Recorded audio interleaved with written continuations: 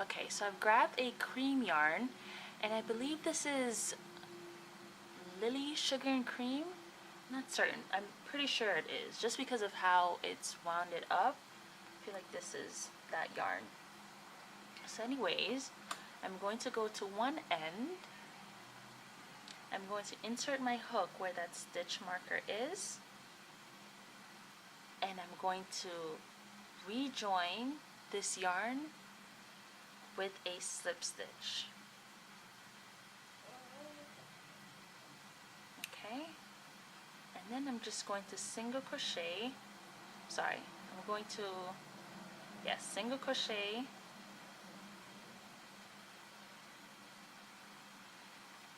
all the way down to my next stitch marker.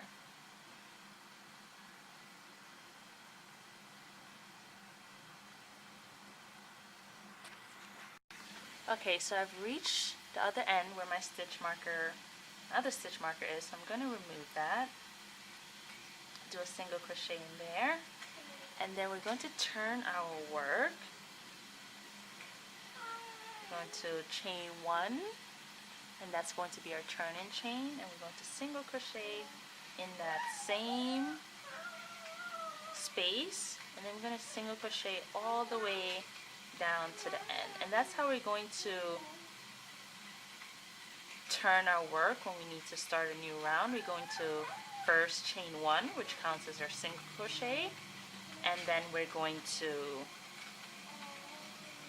single crochet in that same space and then single crochet all the way down. And what that does is just give you a very straight edge as opposed to something that's leaning or anything of that nature. So I like my edges pretty straight, so I'll use a chain one as my turn-in chain and then single crochet in that same chain. So you could do any amount of single crochet rows that you feel comfortable with. I'm just going to do about 4 rows of single crochet just so that I could get to the fun tassel portion. So I'll see you guys back when I'm finished with my 4 rows of single crochet. Okay, so I know I said I'll do 4 rows of single crochet and that would be it. I actually ended up doing another 2 rounds of double crochets. And to do that, all you need to do is, instead of chaining 1 to start your row, you would chain 2 and then double crochet in that same chain 2 space. So I did another 2 rows of double crochets, mainly because if you are doing like a very thick band or a very long band, what will happen is this will kind of feel like as though it's dangling a bit, and you don't want that. So I'm going to show you how to get another strap onto your top to fix that. So when you reach the end, you're just going to chain 81 again, and then go across the top here, chain 81 at the other end, work back into the second chain from the hook, and then meet back at this corner. I'm not going to do that because my top, my band isn't as long, but I do want to do another edging at the bottom of this before I start my tassels. So I want to do my edging in this olive green color. So I'm going to just rejoin my yarn at the very end with a slip stitch. And I want to start the end with the edging. So I want to start off by chaining 2. So chain 2. Work into that first chain, And you guys pretty much already know how to do this because I've given the instructions for this for the entire video. So you just want to do that for the very end of your band. You could also choose to do fringes. So fringes could not only give you a cute little boho look to your top, but it also covers any imperfections that you feel that you may need to cover without having to work so many rows of double crochets or single crochets. So that's kind of a quick solution for you. So I'm just going to work more edging along this bottom portion of my top, and then I'm going to meet you back at the end for some fun tassels.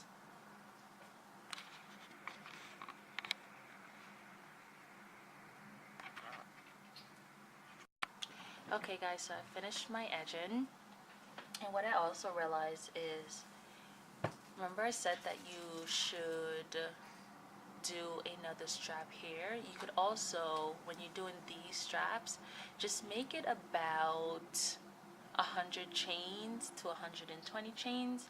That way you don't need to do a second strap there. When you turn it over, you could just put that strap through the end of this side, and you create kind of like a lace corset back. It'll look like this instead of having to do two straps. So it's really up to you. So I'm going to set the top aside, and I'm going to create the tassels.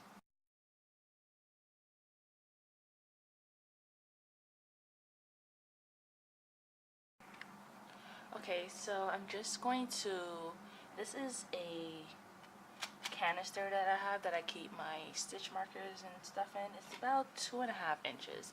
You could also use a cardboard that size, and this is how long your tassels will come out if you use something about 2.5 inches, or 2 inches would be good as well. You could always trim it off. So I'm just going to wrap this around about 30 times. I already did 2, 3, 4, 5, 6, 7, 8, 9, 10, 11, 12, 13, 14, 15, 16, 17, 18, 19, 20, 1, 22, 23, 24, 25, 26, 27, 28, 29, 30. And the reason why I count the amount that I'm wrapping is because I know that I want both tassels to be the same thickness relatively. So that's why I do that. I'm just going to push my hook through. I'm going to grab, this is about a separate 10-inch yarn that I cut, and I'm gonna use the hook to basically pull that through there. Okay, and I'm just going to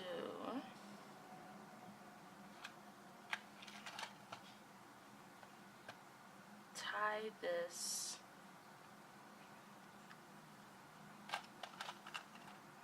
really tight, as tight as I possibly.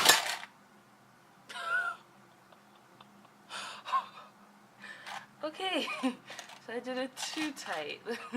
Let's go again. So let's cut another 10-inch tail. Push the hook through. I did not know my own strength. Push the hook through. Get the piece of yarn and get it under. Pull on one end. And I'm just going to be more careful this time.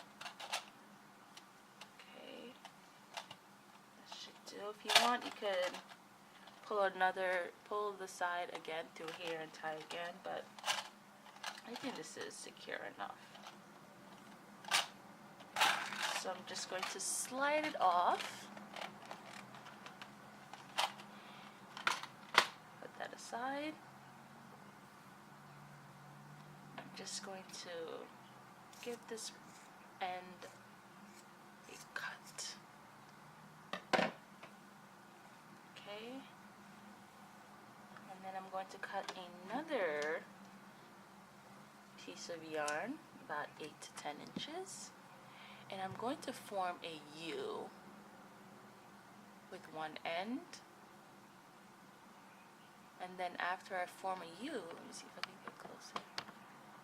After I form the U, I'm going to put that U relatively close to the height that I want to stop the tassels.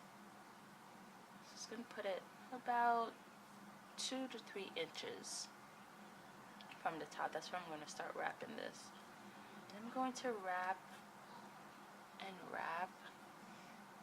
And notice that I still have this opening closed and easily accessible, because that's going to be necessary. And also the very top of the U, this strand needs to be accessible as well. So I'm going to wrap and wrap and wrap. Okay, I think this is fine. So then I'm going to just push this through that U that we formed, that loop that we formed, and then I'm going to tug on this other end, and that's just going to pull up everything into the middle and tighten that. Okay, and then you could just snip, snip, snip it off.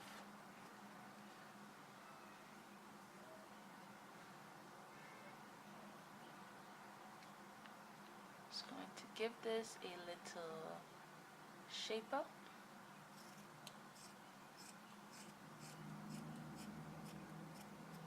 Scissors, not very sharp.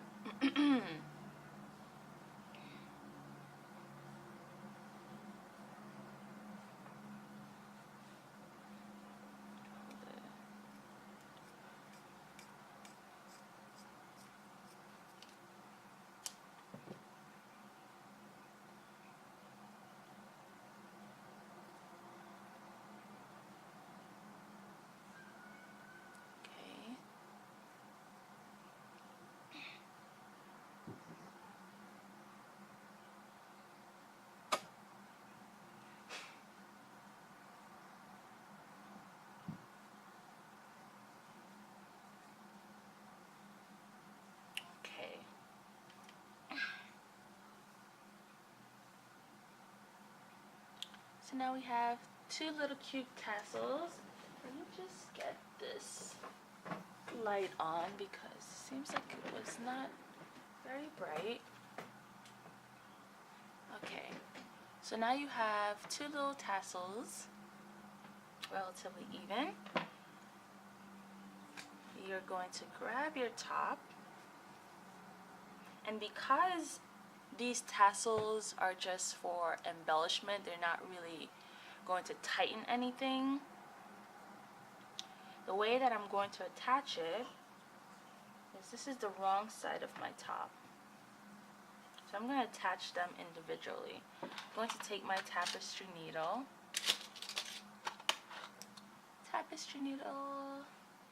and just going to, so what I do is I'll fold over my yarn over the needle, rub it back and forth to get it very thin, and then I'll just slide the needle down. So what I'm going to do is, I'm just going to pick a position in the back for one end, and I'm just going to tie that there.